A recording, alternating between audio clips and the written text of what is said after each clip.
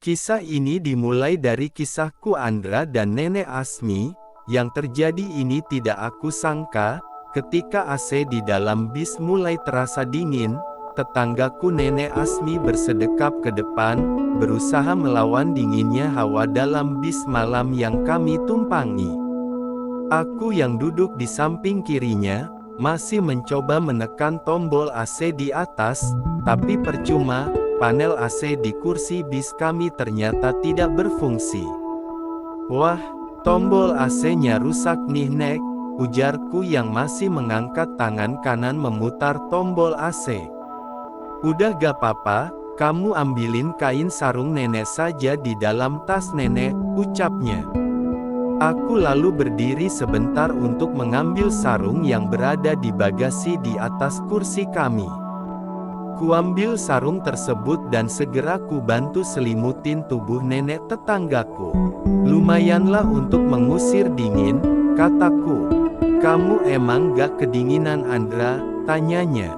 "Dingin sih Nek," sahutku. Kemudian ia bentangkan sarungnya membagikan sebagian kain padaku. Saat dia membentangkan sarung tersebut, wajahnya begitu dekat denganku. Jujur saja, saat itu perasaanku mulai tak karuan. Sudah beberapa jam di dalam bis bersama nenek tetanggaku, bikin aku merasa ada hal lain di antara kamu. Hari itu kebetulan kami berpapasan satu bus untuk pulang. Jam sudah menunjukkan jam setengah 12 malam. Bis antar kota antar provinsi yang kami tumpangi melaju dengan kecepatan sedang. Para penumpang lain terlihat sudah pada tidur pulas, dengan diiringi musik jadul khas bis malam yang diputar pelan oleh sang sopir. Perjalanan masih lumayan panjang, paling, setelah subuh kami baru sampai ke tujuan. "Nenek istirahat saja, perjalanan kita masih panjang," ucapku.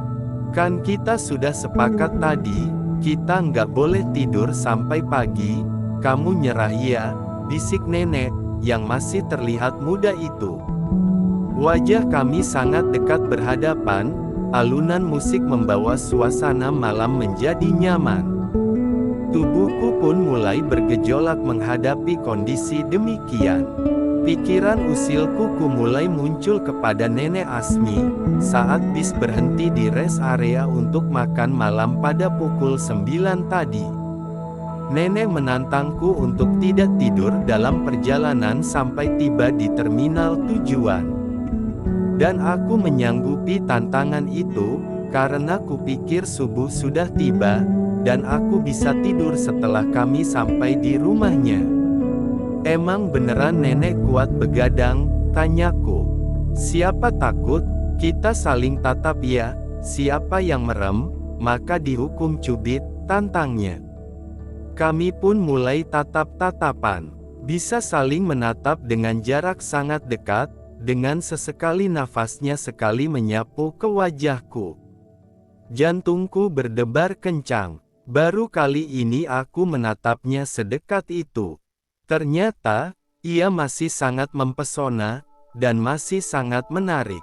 Kisah ini adalah pengalaman pertama kali di mana aku sendirian pulang tiba-tiba bertemu nenek, yang kebetulan pulang melihat cucunya di kota.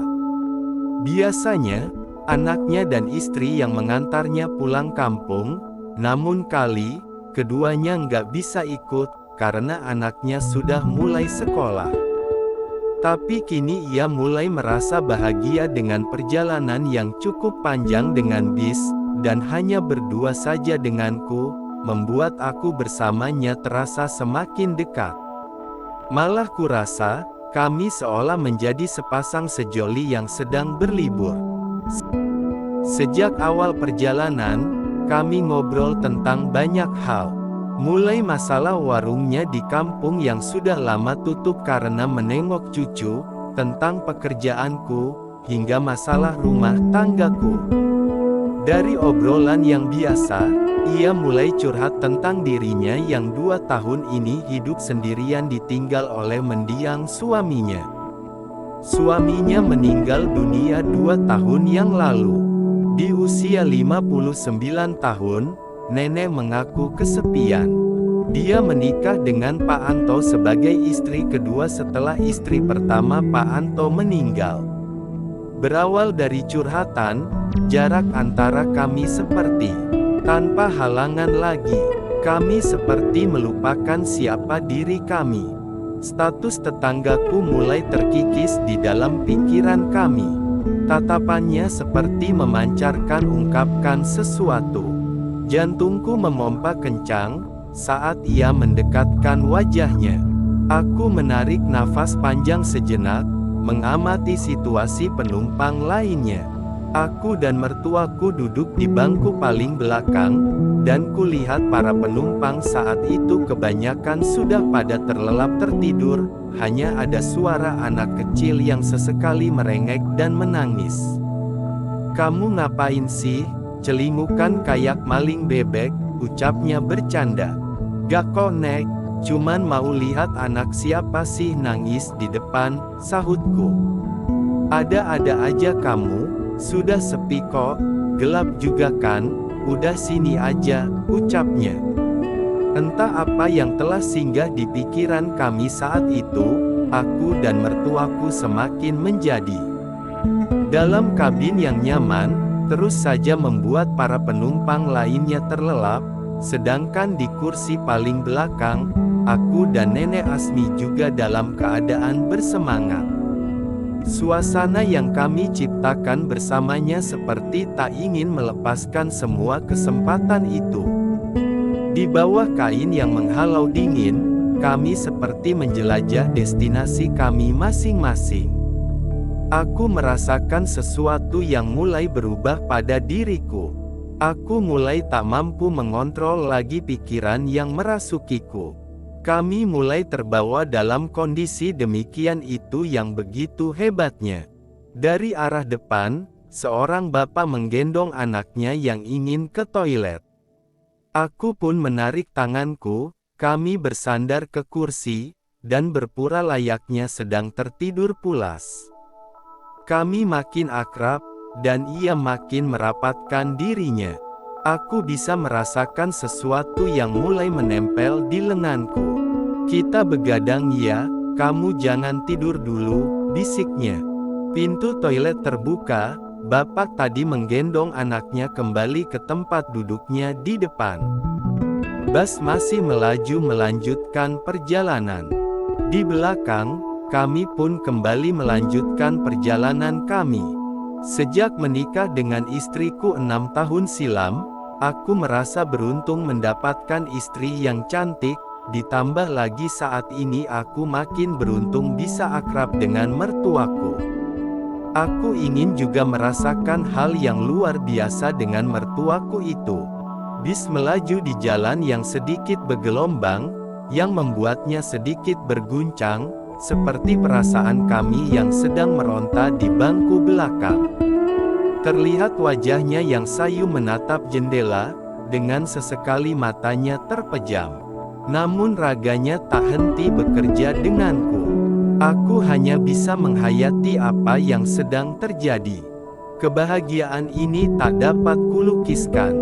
Ada rasa was-was dan khawatir, kalau saja ada penumpang lain yang ingin ke toilet. Tapi kebahagiaanku menutupi semua kegelisahan yang muncul. Malam itu, aku sudah melewati batasan bersamanya. Mungkin, karena ia sudah lama memendam rasa bekerjanya, tak butuh waktu lama baginya untuk meraih hasil tujuannya. Setelah pekerjaan usai, ia kembali duduk di sampingku, mencoba mengatur nafasnya kembali normal. "Kamu belum sampai ya?" tanyanya. "Gak apa-apa, yang penting aku bisa bahagiain ibu," ia pun tersenyum. Jam sudah menunjukkan pukul 4 lewat. Nenek sudah terlelap. Aku masih berbahagia dengan sisa kebahagiaan yang baru saja diraihnya. Singkat cerita, kami pun sampai di terminal tujuan dan langsung berangkat ke rumahnya dengan taksi. Sesampainya di rumah, dia berkata, "Kamu mandi aja dulu, Terus lanjutin istirahat, ucapnya. Aku kemudian mandi lalu beristirahat. Saat malam tiba, ia benar-benar menjamuku dengan baik sekali. Ia kembali memberikan padaku sebuah hal yang indah. Kamu kan belum selesai, nenek jadi gak enak sama kamu nih, kita lanjutin sekarang kerjanya, ucapnya. Kami pun melanjutkan pekerjaan yang belum usai tersebut. Itulah kisahku saat perjalanan mengantar mertuaku ke rumahnya.